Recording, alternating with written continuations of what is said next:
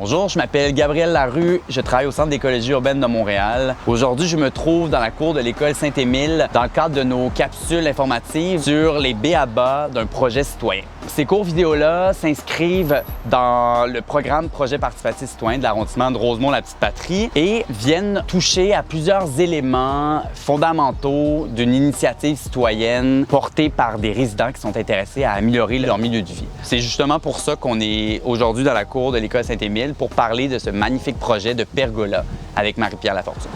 Bonjour Marie-Pierre Lafortune, comment ça va? Ça va bien et toi, Gabriel? Ça va super bien, merci. Alors aujourd'hui, on est là pour discuter de ton projet de pergola, d'aménagement dans la cour d'école de Saint-Émile. Est-ce que tu veux nous présenter brièvement en fait ce projet-là?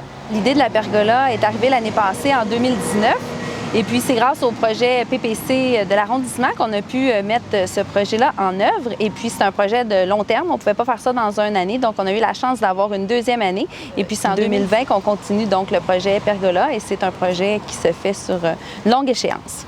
Écoute, Marie-Pierre, qu'est-ce que tu dirais qu'à l'origine vous a motivé à faire la construction de cette pergola-là?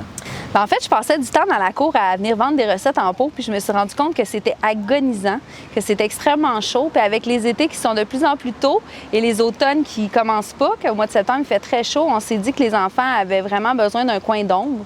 Donc, au départ, c'était vraiment de créer un coin d'ombre pour les enfants. Puis avec le temps, on s'est rendu compte que ce coin d'ombre-là ne serait pas juste pour les enfants, que ça pourrait devenir vraiment un endroit plus pour que tout le monde puisse en profiter puis que ça devienne un milieu de vie, finalement. Donc, quand l'idée du PPC est arrivée, on trouvait que ça réussissait à allier les deux besoins. Le besoin d'aider les enfants et le besoin des gens du quartier de se réunir, parce que c'est sûr que nous, comme parents, on se croisait beaucoup dans l'accueil, on se voyait 5 minutes, mais c'était rare qu'on restait à jaser. Donc là, ça nous fait vraiment un bel endroit pour venir passer du temps, échanger.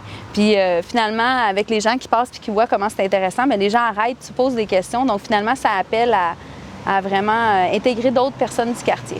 Quelles ont été les premières étapes, la réflexion sur ce projet-là, en fait, de pergola? Au départ, je te dirais que j'avais besoin vraiment de situer c'était quoi les idées puis comment je voulais le réaliser. Puis moi, je suis quelqu'un qui est très habitué de faire des recherches, donc j'ai passé beaucoup d'heures sur Pinterest à essayer de trouver des inspirations, des idées d'un bar, comptoir de vente, une pergola, qu'est-ce que ça inclut, comment est-ce qu'on peut couvrir le toit. C'était vraiment d'essayer de trouver des idées pour ensuite éventuellement faire les demandes à des personnes plus qualifiées, parce que j'ai beau avoir les idées, mais des fois, il faut s'entourer des bonnes personnes. De qui tu trouverais essentiel de t'entourer dans un projet justement que tu as porté puis tu as mené depuis le tout début?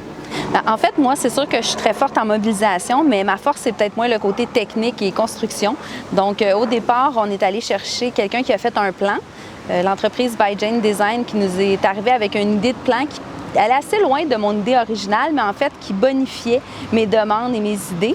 Et puis, suite à ce plan-là, il fallait vraiment le mettre en œuvre puis arriver avec du concret. Puis effectivement, moi, c'était pas mon domaine, la construction. Donc, j'ai été chercher des papas de l'école qui m'ont vraiment épaulée, qui sont arrivés avec un devis plus technique, vraiment le nombre de planches, l'espace à mettre entre les 2x4, puis arriver à vraiment faire quelque chose de concret. Donc, c'est sûr de s'entourer des personnes qui sont complémentaires à toi. Je te dirais que c'est une super bonne initiative.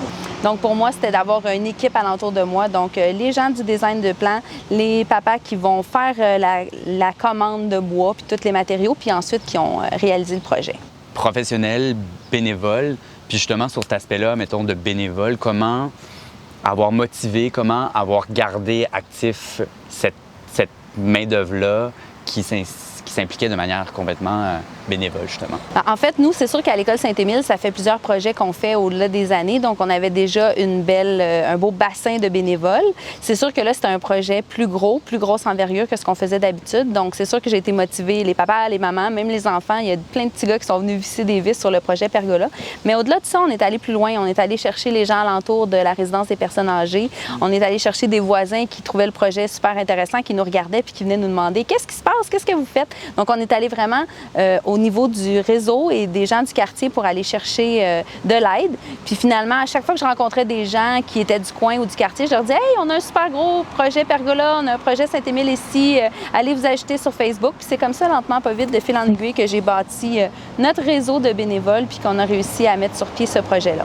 Fait que justement, un peu de bouche à oreille en étant présent sur le site. Est-ce qu'il y a des belles histoires, mettons, que tu aurais à nous conter de personnes que tu as rencontrées qui, justement, sont venues ou se sont impliquées dans le projet au fur et à mesure du déploiement du projet, en fait? Bien, c'est sûr que, comme je te disais, la résidence des personnes âgées, on a notre belle Mélanie, 86 ans, qui est une bénévole qui vient nous aider beaucoup au niveau du jardinage. Elle a une super belle expertise. Elle avait une maison en campagne, puis quand elle a vendu pour s'en venir ici, ça lui manquait beaucoup. Fait que c'est sûr qu'on va chercher des gens comme ça.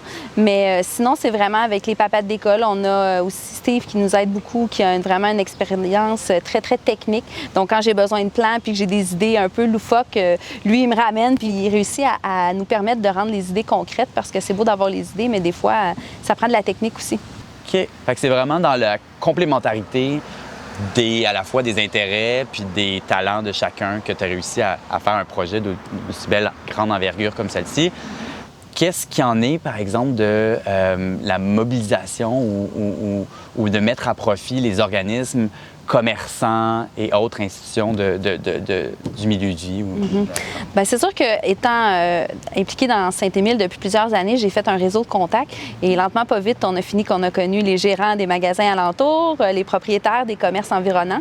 Donc, on est allé chercher vraiment de l'aide et du soutien à ce niveau-là. Je pense que c'est important de mobiliser les gens alentour de nous. Et puis, ces commerçants-là sont vraiment d'un grand support, puis ils savent à quel point on s'implique, puis ils trouvent que le projet est vraiment intéressant. Donc, c'est pour ça qu'à chaque fois que j'envoie des demandes ou que je les rencontre à l'épicerie en faisant mon épicerie, bien, Sony prend des nouvelles. Puis comment ça va? Qu'est-ce que vous faites? Puis là, je montre les photos, puis ils voient à quel point on est une équipe impliquée. Donc, ça revient. Je pense que ce qu'on envoie dans les airs nous revient. Donc, on est très chanceux d'être bien impliqués au niveau des commerces. Mais je pense qu'il faut foncer. Il faut aller les voir, les commerces environnement. Ils sont souvent plus généreux qu'on pense. Au début, c'est gênant. J'avoue que le premier pas, c'est dur à faire. Mais après qu'on a développé les contacts, ça va vraiment super bien. Fait que j'encourage tout le monde à aller voir les gens de leur propre quartier pour expliquer leur projet puis aller demander de l'aide. Donc, tu dirais que ça a été de l'aide à la fois nourriture, matériaux, etc. Ça a vraiment...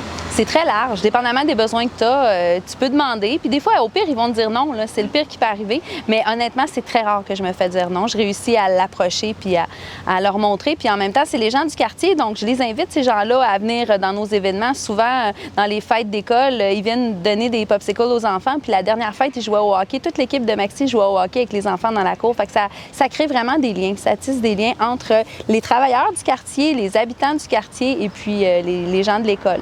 Tu nous parles justement de comment tu as réussi à mobiliser des participants, comment tu as réussi à soit acheter ou à obtenir du matériel. Mais c'est bien beau, mais après, comment tu as fait pour réfléchir l'animation, la programmation de l'espace? Bien, c'est sûr que nous, on l'a fait l'année passée en 2019, puis on l'a fait en fin d'année, donc au mois de septembre, la construction de la pergola. On avait juste hâte que 2020 arrive et de faire la programmation. C'est sûr qu'avec le COVID, il a fallu s'ajuster. En même temps, pour moi, je me disais, quand on était tous enfermés chez nous, je ne sais pas si tu te rappelles, on en jasait, puis je me disais, la pergola, ça va être notre salut, notre endroit où est-ce qu'on va pouvoir se réunir et passer du temps en groupe avec de l'espace et la distanciation sociale. Donc, au niveau de la programmation, on s'est dit que ça serait vraiment important de planifier quelque chose. On faisait déjà des ciné-parcs dans la cour d'école, mais là, on veut le faire vraiment à grande envergure en invitant les gens du quartier. Donc, on regarde pour faire soit des ciné-parcs, on veut inviter des groupes de musique. Par exemple, il y a le voisin en face que j'entends souvent gratter de la guitare sur son balcon, notre ami Marc, qui s'est joint au PPC au fil des années, à force d'aller le voir puis lui dire « Viens avec nous dans notre pergola ». Donc, il a fait un spectacle à petite échelle. On était une dizaine de personnes. Donc, on a déjà inauguré notre premier show de musique à l'école. Ensuite de ça, on est en train de planifier le premier comédie Saint-Émile Comedy Club. Donc, prochainement, on aura un spectacle d'humour ici. On essaie vraiment d'aller large puis de toucher toutes les clientèles cibles. Donc, les humoristes qui est plus pour les adultes. Au niveau des enfants, on veut faire des heures de conte. On aimerait ça aussi faire des cours de Zumba, peut-être aller dans un esprit plus sport ou plus actif. Donc, c'est vraiment de brainstormer puis d'aller dans encore notre réseau de contacts puis faire la demande pour voir s'ils sont intéressés. Puis en fait, pour l'instant, c'est les gens qui m'approchent moi parce que l'espace est tellement accueillant. Votre projet de pergola, justement, a cette chance-là, je dirais, de pouvoir être pérenne puis de revenir. On est à la deuxième année, cette année, en 2020.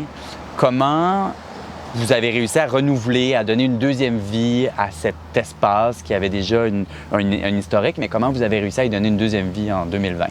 Je pense qu'il faut focuser sur les choses qui sont peut-être le plus important. Moi, à la base, c'était vraiment d'avoir une structure solide puis d'avoir quelque chose d'assez imposant pour qu'on puisse avoir une bonne base. Donc, on a vraiment travaillé la première année sur faire la structure, les planches, le bois, les bancs, faire les bacs à fleurs. Donc, c'est là qu'on est allé planter les vignes. J'ai planté du kiwi.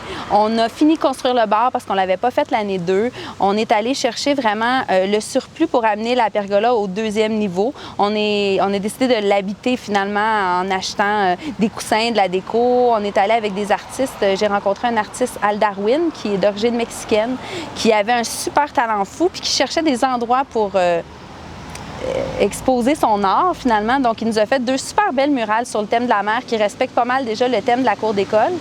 Donc, c'est vraiment en ayant toutes ces petites idées-là ensemble puis en se disant on ne peut pas tout essayer de faire d'un coup, on ne peut pas prendre toutes les bouchées à la même fois, il faut y aller graduellement. Que finalement, là, cette année, on est en train d'habiller lentement, pas vite. La vigne va monter sur le toit. Ça va couvrir l'année prochaine. On va mettre des toiles pour couvrir puis mettre de l'ombre parce qu'à la base, c'est quand même un endroit assez chaud. On peut le constater aujourd'hui. Je seconde. Mais c'est ça. Dans le fond, notre idée à nous, c'est pas d'essayer de tout faire la première année. Je pense que le premier budget nous a aidé à faire une partie. Puis la 2e année, c'était vraiment d'aller plus sur la décoration puis le côté plus agréable. Donc, vous aviez vraiment cette idée-là, quand vous l'aviez faite, quand vous l'aviez conçue, de se dire on va pas tout mettre non plus notre énergie, nos œufs dans le même panier la première année. On va y aller étape par étape pour pas non plus se brûler, puis en mode genre on investit un peu à travers le temps. C'est une question de budget aussi, parce que si tu veux faire quelque chose de beau, il faut que tu mettes un bon budget sur ce qui est important. On voulait du bois traité, on voulait que ça soit solide dans le temps. Donc, c'est sûr qu'un coup qu'on a acheté le matériel qu'on a construit, il en restait moins de budget. Il a fallu se limiter. Donc, on s'est dit, c'est quoi les priorités? Puis l'année 2, on a fait vraiment un ordre de priorité à savoir c'est qu'est-ce qui est vraiment nécessaire. On a reconsulté toute la gang aussi. C'est pas une décision que toi puis moi, on prend ensemble. Tu sais qu'on fait des votes, puis on regarde tout le monde ensemble, puis tout le monde apporte ses idées. Fait que c'est vraiment intéressant d'avoir l'input de tout le monde, puis tout le monde arrive avec des idées différentes. Fait que c'est vraiment stimulant. Écoute, Marie-Pierre, merci infiniment. Ça m'a fait plaisir, Gabriel. Tu nous as éclairé en fait sur la manière qu'un aménagement peut être une vitrine pour des artistes du quartier, peut être un lieu de rassemblement pour le milieu de vie, puis peut être aussi un espace où est-ce que le monde peut se divertir. Si vous voulez en apprendre plus sur d'autres capsules, sur d'autres thèmes, sur des projets citoyens, je vous invite à consulter nos autres capsules informatives sur les b.a.-ba d'un projet citoyen. Merci et à la prochaine. Salut!